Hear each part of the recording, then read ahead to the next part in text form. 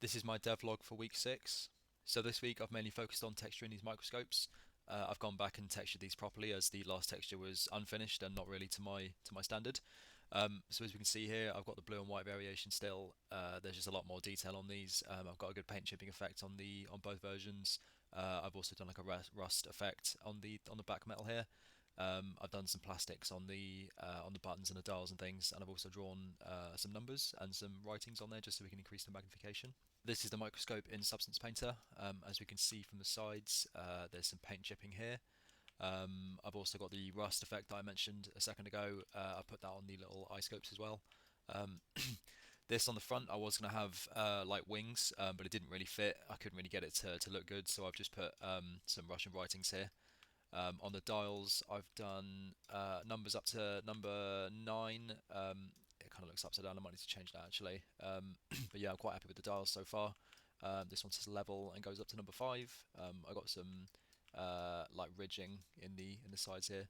Um, and then I've got some eye protection caution stickers, and then I put this like hammer and sickle on the back. That was used. I went into Photoshop and basically cut out all the noise around the back of the picture, made everything black, and then imported it as an alpha into Substance Painter. So this has come out quite well. I'm quite happy with this now. It does look good in engine. It's now in the engine, so it looks quite good. This is the white variation. The same thing. Only thing that's changed is the color. I've still tried to keep it nice and rough and worn and scuffed up. But yeah, we have a blue and a white version now. As I mentioned, I was using Photoshop. These were the wings that I was putting on the microscope. These are the ones that didn't really fit, but that's what the Photoshop alpha looked like. I did the same thing for the hammer and sickle, so that's now on the back of the microscope. That was just a black background.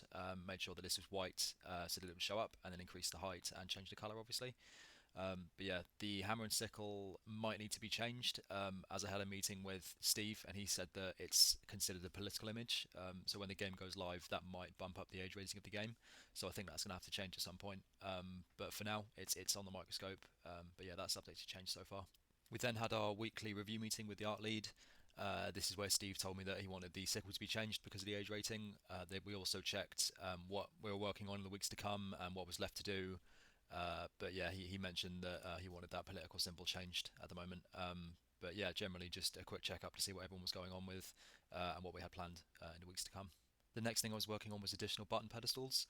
So Vince has let me know that he wanted some variation within the buttons.